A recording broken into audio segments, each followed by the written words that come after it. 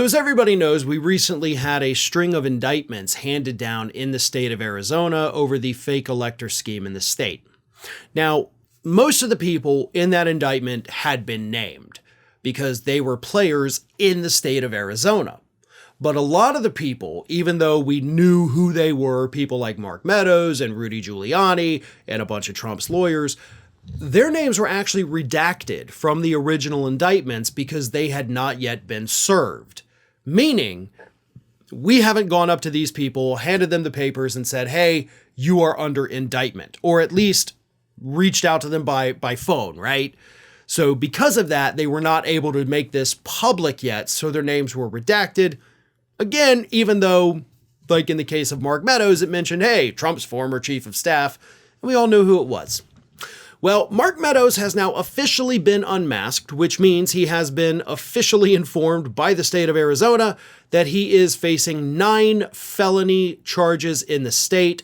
So now Mark Meadows has officially been charged with multiple felony counts in the state of Arizona.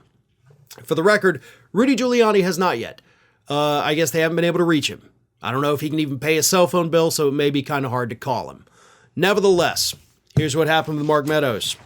The 9 felony charges Meadows faces in Arizona include conspiracy, fraudulent schemes and artifices, and fraudulent schemes and practices. The remaining charges are felony forgery allegations.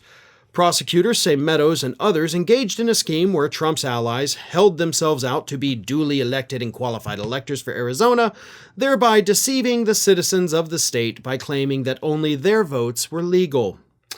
In reality, defendants intended that their false votes for Trump-Pence would encourage Pence to reject the Biden-Harris votes on January 6, 2021, regardless of the outcome of the legal challenge. But here is where things get a little bit more interesting for Mark Meadows. As I said, he is now facing 9 felony charges, including conspiracy, in Arizona.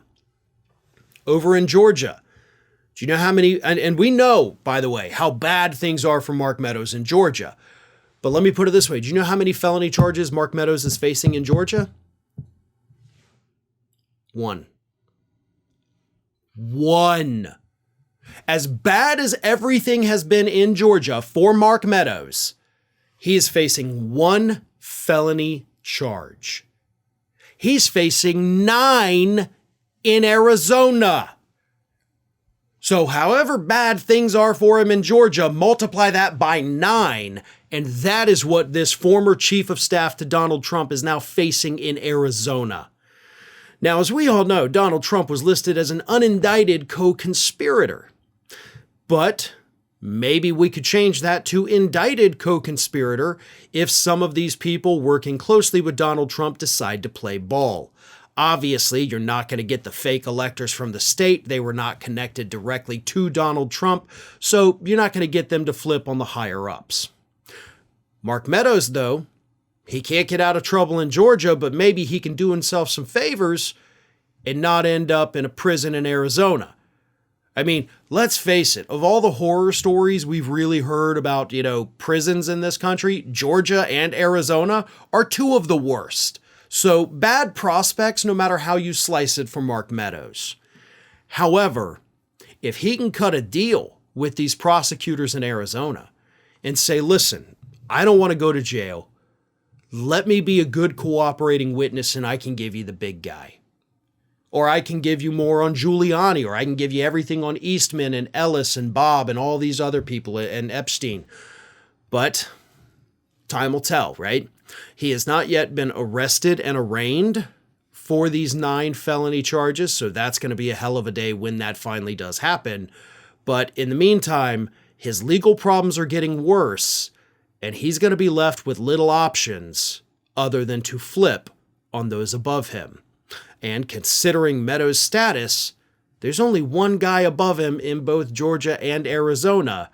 So get your paperwork in order and hope that somebody wants to make a deal with you.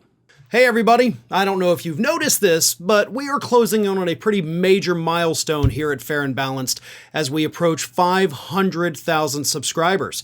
But we're not there yet, and we definitely need your support. So if you're not already, please do subscribe to the channel, and don't forget, like and comment on the videos, and share them as widely as possible.